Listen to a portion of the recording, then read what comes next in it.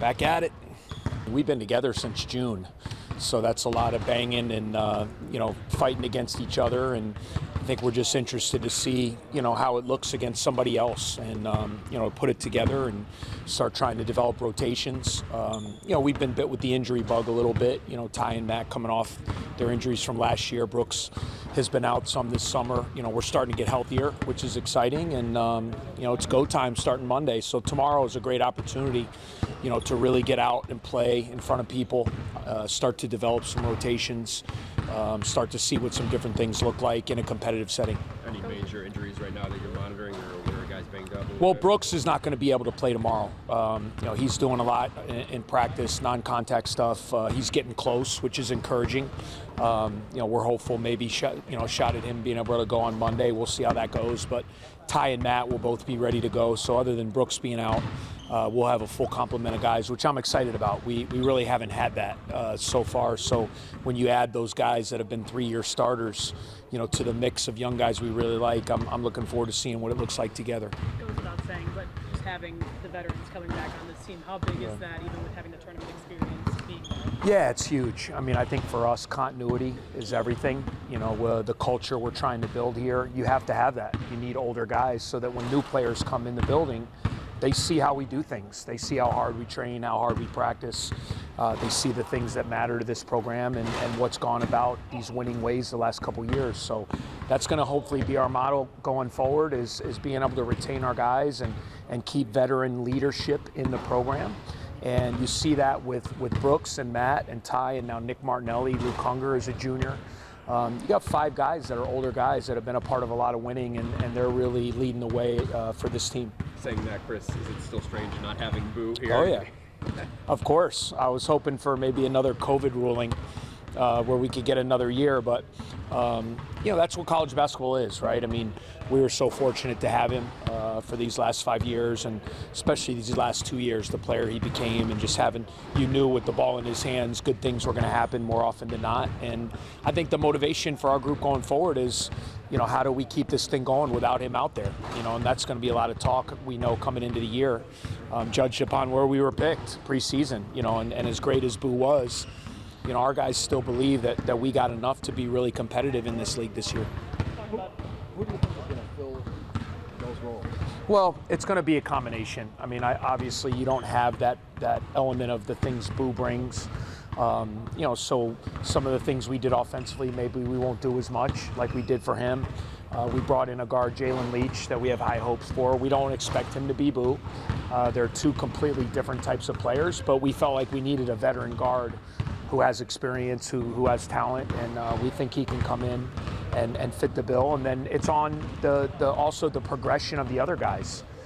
Brooks Barnheiser now going from kind of Boo's running mate to being the leader. Nick Martinelli kind of sliding into that kind of number 2 role. Ty Berry, can he be a little bit better version of what he was? Matt Nicholson. So I think it's a combination of everybody coming back being a little bit better, and then the new guys coming in and integrating themselves into the things we want to do out there.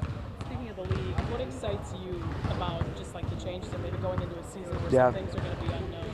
Yeah, I just think there's so much uncertainty with this conference this year. I mean, I think anyone to look at the 18 programs and to say this is the best team or this is the worst, I don't know how you can do that. I mean, you have so many great programs. We're adding those 4 teams that are going to just add incredible competition, new venues, new fan bases to the league, which I think everyone's excited about. But, I think this is going to be league night in and night out, where you're going to see results again of just everybody beating each other up. And hopefully at the end of the day, if you want to be where you want to be in March, you got to win more than you lose. And, I think that's going to be, the last couple years, if you went 10-10, 11-9, you knew you were going to be in really good shape. And I don't see that being any different this year with the quality of the competition in the conference. Coming into last year, off the NCAA tournament, it was, all right, how can we repeat this and sustain that success? Now having done it twice and going back-to-back to the dance, what kind of confidence has that instilled in these guys and kind of proven and shown you with this program moving forward that we can build a winner year in, year out? Yeah, I mean, I think that was always the goal. We didn't do a great job the first go around where we won and kind of took a few steps back and then had to rebuild it. And these last 2 years have kind of shown, what the sustainability could be here. I mean, we've shown it with our facilities, with our resource, with our fan base, the environment in Welsh Ryan. There's no reason, in my opinion, why we can't be a consistent winner. We've shown it, but you got to go out and do it. And players got to continue to stay hungry. I've said it all along, like, we're a chip on our shoulder program. You look in our team, a lot of our guys didn't have a whole lot of Big Ten offers coming out of high school, but that fuels them. They come out, they believe they can compete, and we kind of have that edge to us that I think has helped us be competitive. And because this group has won, I think there is a confidence when they come out on the floor like, hey, we're supposed to win now. Now, you still got to go out and do the job. You got to play the defense. You got to play together. You got to execute offensively. But, I think when you win, it's got to help your confidence in that regard. But we have to stay hungry. I mean, there's no question about it. The moment you let off the gas just a little bit, you're going to learn a hard lesson at this level. So we try to keep guns a-blazing. Coach, obviously the injuries to Matt and Tyler, they're going to get a minutes restriction tomorrow night. Last year, Tyler did 36 minutes against McHenry. Yeah, not really. I think it's kind of a feel thing. Obviously from a conditioning standpoint, we got to be really smart about what we're doing. These guys have been practicing, so I'm not kind of held to a pitch count at all with them. I just want to see them get out there. They really haven't done anything live against other competition yet. They didn't play this summer. They weren't able to play in our closed-door scrimmage. So just to see them get out there and kind of get their sea legs back under them a little bit and game opportunity, I'm looking forward to that. But no minutes restrictions or anything of that nature with those guys. Yeah, Coach, this summer, Europe, how important was that to see chemistry and also getting to see the guys play, especially the younger guys stepping up with your team? Yeah, I think it became huge, right? Without having Brooks, Ty, and Matt play, it became an opportunity for us to really take a look at what we have with the other guys. And so we started a different lineup every game. We played different guys together. We kind of distributed the minutes equally. And it was good to see those guys out there in live competition. And then you come back and you have a good, steady, a lot of film to look at. It's not just practice tape, it's actual live game footage. So I think it's really helped our freshmen. I think it's really helped our incoming transfers, the guys that are new to our system and kind of learning what this is all about. And I think it was also great for some of the guys that didn't play a lot last year. Justin Mullins, Jordan Clayton, Blake Barkley, guys that are trying to establish more roles this year. I think all in all, and then the team bonding. I mean, you're over there for 10 days doing a lot of things together as a team. I think it was just a really good experience overall for us. What was your favorite non-basketball part? Oh, the best was we got a boat in Greece, and all day long we were on this boat. We were playing music. We had a lot of fun, food. We were, swimming in the, Mediterranean Sea, and just a lot of fun with our family, and that to me was the most fun day we had over there. How deep do you think you can go? I mean, it's too early to tell. Oh, you mean our depth? Yeah, I mean, again, I think every coach comes into the year. It's funny, you come into these preseason things and every coach talks about, man, we're going to have all this depth. And I think the players determine that. I think that's why some of these early games, when guys get opportunity, they have to earn the trust of the staff when you put them in the game, that they can come in and do the job and be reliable. And so, I think these first kind of 8 to 10 games for everybody in the country, you kind of, before you get into the conference, are kind of seeing what you got and seeing what you trust out there on the floor. I mean, I tell the guys all the time, I'd love to play everybody, but you can't. The reality is you can, and we'll see what that rotation becomes. Is it 8? Is it 9? Is it 10? And a lot is going to determine what these guys do on the floor here, especially early. Coach, you talked about how going back to the tournament has helped the players, but how does you and your staff knowing when you need to push the buttons, when you need to put your foot on the pedal, doesn't matter? I think it's a good question. I think with anything, experience is the best teacher. It's crazy for me to think I'm starting my 12th year. And if I kind of look back to where I was in my first, second, third year to where I am now, I'm a totally different coach, because you just learn, because you go through things. You go through dealing with injuries, you go through losing streaks, winning streaks, all the things, dealing with players' confidence, travel, all the things that may come up within the course of a season. I feel like we've kind of gone through them. And I think that helps you. It helps you deal with things. It helps you keep a level head. I think early when you're young as a coach and you're figuring it out, you probably get too high and too low, too high with wins, too low with bad losses. And I think as I've gotten older and kind of more experienced, I've been able to keep a little bit more of an even keel, and it's never quite as bad maybe as it seems, and it's never as great, when you beat a Purdue or, beat a high-ranked team. So I've learned a lot. I've continued to learn. I love the way our staff is built. If you look at our staff, we have 2 young guys that are rising stars in the profession. Brian McIntosh, Shane Southwell, who just joined our staff, and then you got 2 just really smart, experienced coaches in Chris Lowry and Brian James. So I love the way our staff is, our chemistry. We feed off each other well. We provide strengths where maybe other guys have weaknesses, and I think it's as good a staff as we've had. So I'm really excited about what we can do this year. How special was your dad's Hall of Fame? Amazing. It's to be there in Springfield. I mean, it's amazing when you hear about it, and then when you go to Springfield and you're there and you walk in and you see Michael Jordan and Larry Bird and Dr. J and Magic Johnson and Pat Riley, and you're looking around and just basketball royalty. It was really special, just not only for him, but our whole family. It was just an amazing weekend.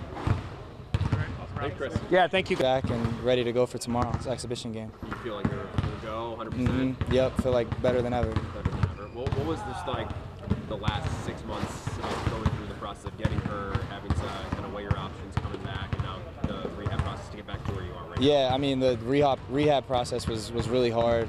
Every day was in here working, doing treatment, and just trying to get back to 100% where I was before the injury. And I feel like over these last 7 months or so, I feel like I've gotten all the way back and feel great. So it's been a long journey, long process, but I really credit our staff, our training staff. They're really great at what they do. Our athletic trainers and BZ and T-Knock have been awesome with me through this whole process. So I'm really glad to be where I am now. How eager are you just to get back on the court with Matthew too? Yeah, I can't wait. I'm excited. Me and Matt have been practicing with the guys up and down for the last couple weeks, and we feel like the chemistry is back where it ever was. So. First aside, saying obviously Boo is gone, but the leadership, the experience is still there. Is it going to be kind of a cumulative effort to make up for not only him but Ryan and just the offense that was missing from those guys not being here anymore? Yeah, I mean, of course, Ryan and Boo are great players and great offensive scorers, and so that we're gonna need more people to step up and make shots. But I feel like our team is so unselfish and so connected that I feel like it'll be easy to be able to pick that right back up. And I feel like we're also more defensive minded this year. I feel like we're really gonna pride ourselves on being tough and the more physical team, and really hang our hats on our defense this year. How do you personally view your role now in the team? I feel like my role is similar to what it always has been. Take my open shots, create for others when I can, and to come out and play as hard as I can on the defensive end, and hopefully that leads to easy offensive buckets as well. Are you excited about the new teams that are in the league? The new places you're going to get to play? Yeah, for sure. I think bringing the new West Coast teams to the league will be really exciting. Playing some new venues that I've never played at, go to some states that I've never been to. So it'll be a really cool experience, and I'm excited to play against them. On that note, sorry, George, how much more challenging does that make it? Because you have the West Coast travel, you have 20 teams in the league. Just how much of a difference that's going to make and how tough the Big Ten is. Yeah, for sure. I mean, travel is going to be a huge part in that. I mean, the flights are longer. You're going to have to stay out there longer. But I feel like it's just part of the journey, and it's just going to be a fun experience that we'll all get to share together, and I think it'll be really awesome. You touched on just like there being a bunch of veterans on this team. How are you looking to be maybe even more of a leader this year? I feel like just trying to get everyone else on the same page, the new guys, trying to get them to buy into what we're doing defensively. We kind of, any night, it doesn't matter who scores. Brooks can get 20 one night, Nick can get 20 one night, but we don't care about any of that. We just care about winning and getting everybody else involved. It sounds to me like the secret sauce for this team is going to be your defense.